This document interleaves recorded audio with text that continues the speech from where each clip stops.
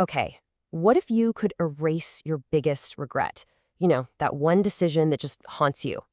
What if you could actually see the life that choice would have given you? Well, that is the incredible question right at the heart of Matt Haig's amazing novel, The Midnight Library.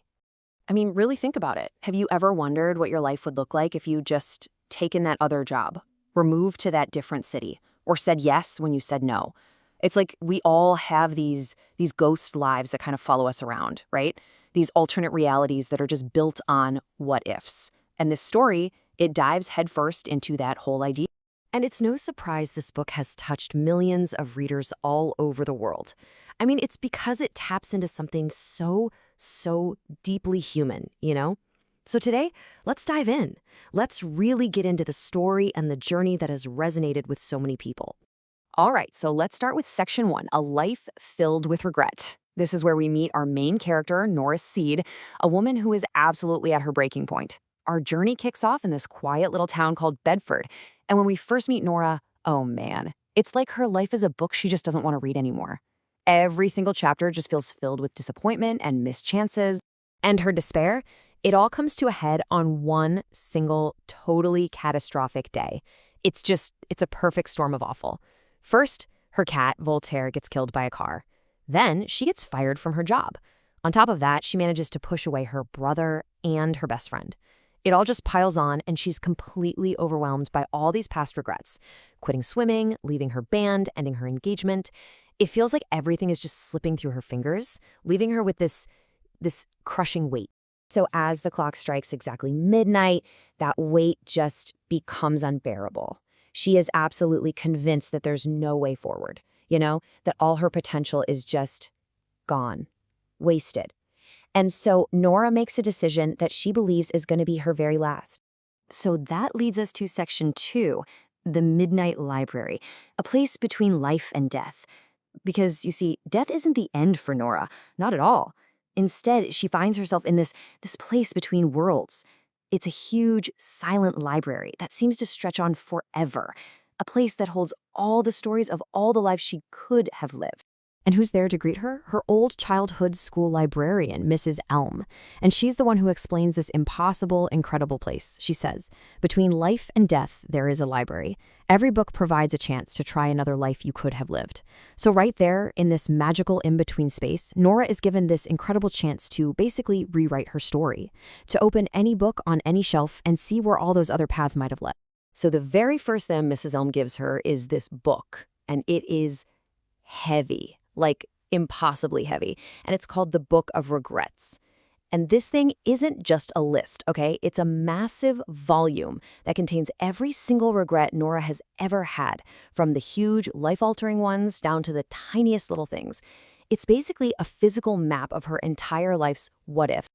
Okay, so here's how it works. The rules are pretty simple, but they're also kind of profound.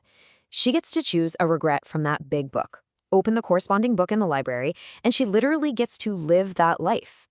But there's a catch. If that life disappoints her, poof, she gets pulled right back to the library. If, however, she finds a life she genuinely, truly loves, so much that she wants to stay forever, well, she can. And that brings us to section 3, Sampling Infinite Lives. This is basically a tour through all of Nora's alternate realities. I mean, with a whole universe of possibilities literally at her fingertips, Nora starts this incredible journey through the lives she never lived. It's this desperate quest to find the one version of herself that will finally make her happy. So she starts trying them on. First, she tries the life where she stayed with her ex-fiancé Dan, and they opened that pub together. Sounds great, right? Well, turns out he's cheating on her. Okay, so scratch that. Next, she's an Olympic swimmer, living out her dad's dream for her, but she finds out that success came at a huge cost. It led to his affair and her mother's lonely death. Then, bam, she's a world-famous rock star with her old band, The Labyrinths, but she learns that her fame directly led to her brother Joe's fatal overdose. And then there's the one where she becomes a glaciologist, and she comes face to face with a polar bear, and in that moment of pure terror, she feels something new, this raw, desperate desire to live. Are you seeing the pattern here? It's pretty clear, right? Every single life she jumps into, every attempt she makes to fix one of her big regrets, it just reveals some new, unforeseen heartbreak. The life where she thought she'd find love with Dan, it's filled with infidelity. The life with success and her father's pride, it breaks her family. Fame, it leads to tragedy. It's a huge lesson. Happiness is way, way more complicated than just one single decision. Okay, section 4. When the library crumbles. This is where Nora finds the perfect life and risks losing everything. So after trying on all these huge, dramatic lives, rockstar, Olympian, and finding them all just empty, Nora decides to try something different. A new tactic. She's gonna explore a life based not on some massive regret, but on a really small, quiet what if. And in this life, the change was so simple. She just went for that cup of coffee with this kind man named Ash. And in this reality, they're married. She's a philosophy lecturer at a university, and they have a daughter, a little girl named Molly. She's not famous, she's not an athlete, she's just happy. And for the very first time in this gentle, simple life, she feels a deep, real happiness. She feels like she's finally home. But there's a huge problem. Just as Nora finds the one life she's been desperately searching for, she realizes that this perfect happiness comes with an impossible price. The more she wants to stay, the stronger her desire to live this life with Ash and Molly gets, the more unstable the Midnight Library itself becomes. The very foundation of her reality starts to literally crumble. See, in the Midnight Library, time was always frozen. It was always exactly midnight. But now, the clock is ticking. 9 seconds pass, and with every single second, her entire world is unraveling. The library just erupts into total chaos. We're talking flames shooting up the books, shelves splintering and crashing down. And just like that, Nora is ripped away from her perfect life with Ash and Molly and thrown right back into the middle of this collapsing storm. 23 seconds. It's all falling apart. And right in the middle of all this destruction, Mrs. Elm's voice just cuts through the chaos, and she explains everything. She tells her, "You have decided you want to be alive. Now go on, live while you still have the chance." It's the ultimate twist, isn't it? The library isn't collapsing because Nora is dying. It's collapsing because she has finally, truly, genuinely found the will to live. Which brings us to our final section, the one life that matters. It's a race to get back home. Because the Midnight Library has given Nora this one last, totally unexpected chance. And you know what?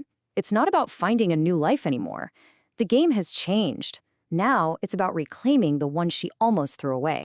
So, with the whole library literally falling down around her, Nora realizes there's one last thing she has to do. There's one more book she has to find, and it's the most important one in the entire place. It's the book of her original life, and its pages are completely blank. It's up to her to start writing her own story. She has just seconds left. She grabs a pen and she writes 3 simple but incredibly powerful words onto that first blank page. I am alive. And with that single declaration, the entire library, with all of its infinite lives and possibilities, just dissolves into nothing. So what happens next? Well, Nora wakes up. She's back in her original life just a minute and a half after her overdose, and the first thing she does is call for help. But she is not the same person who left. The very next day, she reconnects with her brother Joe and starts to actually mend that relationship. A week later, she goes and visits the real Mrs. Elm, who's now in a care home, and plays chess with her. She's actively building a new life, appreciating all the little moments. The world around her hasn't changed, but her eyes are finally open to the potential that was there all along. And really, the big takeaway from her whole journey is this quote: "You don't have to understand life, you just have to live it." In the end, Nora learns that life isn't about finding some perfect, flawless story that's free of any regrets. No, it's about learning to love the messy, unpredictable, and absolutely potential-filled story that you're already living. So it really makes you think, doesn't it? If you had your own book of regrets and you could see all those other lives, what amazing things would you realize are already perfect in the life you're living right now? Nora's journey shows us that every life is a story worth telling. So what's the story of your life? And what are you going to write on the very next page?